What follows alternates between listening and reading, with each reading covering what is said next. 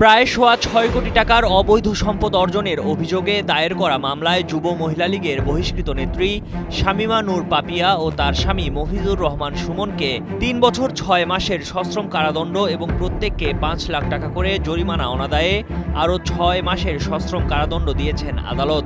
বৃহস্পতিবার বিকেলে ঢাকা তৃতীয় বিশেষ জজ আদালতের বিচারক আবু তাহের এ রায় দেন। এ রায়ে সংক্ষুব্ধ দুদকের আইনজীবী বলেন, কর্তৃপক্ষের সঙ্গে আলাপ করে প্রয়োজন মনে করলে আদালতে আপিল করবেন।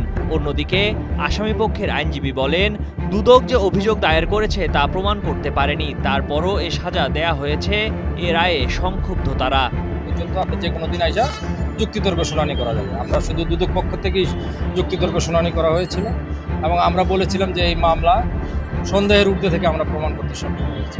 রাষ্ট্রপক্ষের নিবেদনের প্রেক্ষিতে রাষ্ট্রপক্ষ অধিগত যুক্তিতর্ক করার জন্য অভিপ্রায় ব্যক্ত করে একটা দরখাস্ত দিয়েছিলেন। বিজ্ঞ আদালত সেই বিষয়টাকেও বিবেচনায় নিয়ে আবার উভয় পক্ষে যুক্তিতর্ক শুনেছেন। দীর্ঘ সময় যুক্তিতর্ক শুনানিতে আমরা উপস্থাপন করেছি যে এই যে আমাদের বিরুদ্ধে যে অভিযোগ যে গাড়ির ব্যবসা বিনিয়োগ, সেটার কোনো প্রমাণপত্র তারা উপস্থাপন করতে পারেনি। একটা গাড়ি জব্দ হয়েছে এই মামলায়, সেই গাড়ির মালিকানা আমাদের নির্ণয় করতে পারেনি। বান্ডেল থাকলে প্রতি সেনমানিতে টাকা বাঁচবে। বিকাশ সেনমানি বান্ডেল কিনে জিতুন প্রতি লেনদেনে। এবং যে বাসা ভাড়া থাকতাম সেখানকার কোনো চুক্তিপত্র কোনো কিছু নেই। আমি তো সেখানে ছিলাম, সেই বিষয়টাও কোনো কিছু নেই।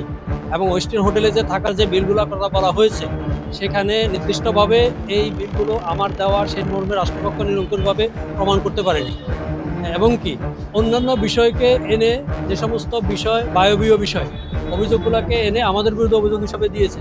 এই মামলায় আপনারা খেয়াল করে থাকবেন, দুদকের মামলায় এ পর্যন্ত এমন কোনো মামলা পাবেন না যে মামলাতে কোনো ভুক্তভোগী এসে সাক্ষী দেয় নাই বা কোনো ভুক্তভোগী নেই। এমনকি কোনো প্রকার যে সমস্ত অভিযোগ এনেছে টেন্ডারবাজি, চাঁদাবাজি, এই ধরনের কোনো একটি লোক এসে আদালতে সাক্ষী দেয় নাই যে আমার কাছ থেকে এই চাঁদাটা চাওয়া হয়েছে, আমি এটার ভুক্তভোগী। এই ধরনের কোনো সাক্ষী নেই। আদালত সন্তুষ্ট হয়ে ৩ বছর ৬ মাসের সাজা দিয়েছে এবং ৫ লক্ষ টাকা জরিমানা করা হয়েছে। আমাদের প্রত্যাশা ছিল যে আমরা এই মামলায় বেকসুর পাবো, কিন্তু সেই প্রতিফলনটা ঘটেনি। এই সংক্ষুব্ধতা আমাদের রয়েছে। আমরা মক্কেলের সাথে কথা বলে পরবর্তী পদক্ষেপ গ্রহণ করব।